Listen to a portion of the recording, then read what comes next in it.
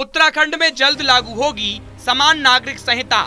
UCC को लागू करने की तैयारी में धामी सरकार।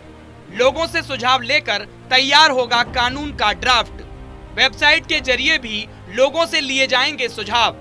4 राज्यों में विधानसभा के चुनाव जीतने के बाद भारतीय जनता पार्टी पूरी ताकत के साथ 2024 के लोकसभा चुनाव जीतने की तैयारी में लग गई है।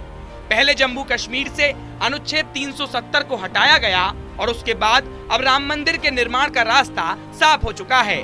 पर अब ऐसा माना जा रहा है कि बीजेपी जल्द ही कॉमन सिविल कोड को लागू करने की तैयारी कर रही है और इसकी सबसे ज्यादा चर्चा देवभूमि उत्तराखंड में हो रही है। कहा जा रहा है कि उत्तराखंड में एक ऐसी कमेटी गठित की जाएगी जो जगह जगह जाकर लोगों का सुझाव लेगी और समान नागरिक संहिता का कानून किस तरह तैयार होगा उस पर चर्चा करेगी। ऐसा भी कहा जा रहा है कि कमेटी वेबसाइट के जरिए भी लोगों के सुझाव लेने वाली है। उत्तराखंड सरकार के द्वारा बनाई गई कमेटी सभी धर्मों, सभी वर्गों और सभी जातियों के प्रतिष्ठित लोगों से संपर्क करेगी और उनके संवाद के आधार पर कानून का ड्राफ्ट तैयार करेगी। इसके लिए सरकार ने उचित अधिकारियों को निर्देश भी दिए हैं। आपको बता दें कि समान नागरिक संहिता का ड्राफ्ट तैयार करने के लिए मुख्यमंत्री पुष्कर सिंह धामी ने सुप्रीम कोर्ट की सेवानिवृत्त न्यायाधीश रंजना प्रसाद की अध्यक्षता में 27 मई 2022 को एक कमेटी का गठन किया था। इस कमेटी में 5 सदस्य हैं। ये कमेटी 6 महीने के भीतर सरकार को अपनी रिपोर्ट सौंपेगी।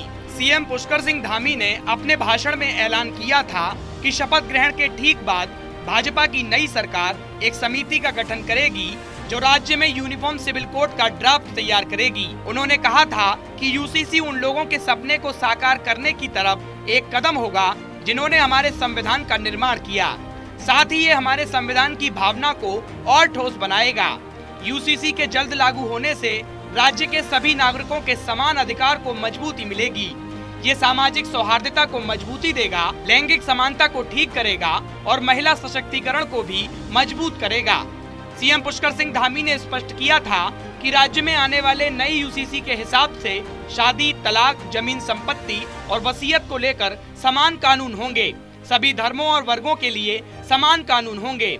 उन्होंने कहा था कि मैं जो भी घोषणा कर रहा हूं, वो मेरी पार्टी का संकल्प है और भाजपा की नई सरकार बनते ही जल्द से जल्द उसे पूरा किया जाएगा।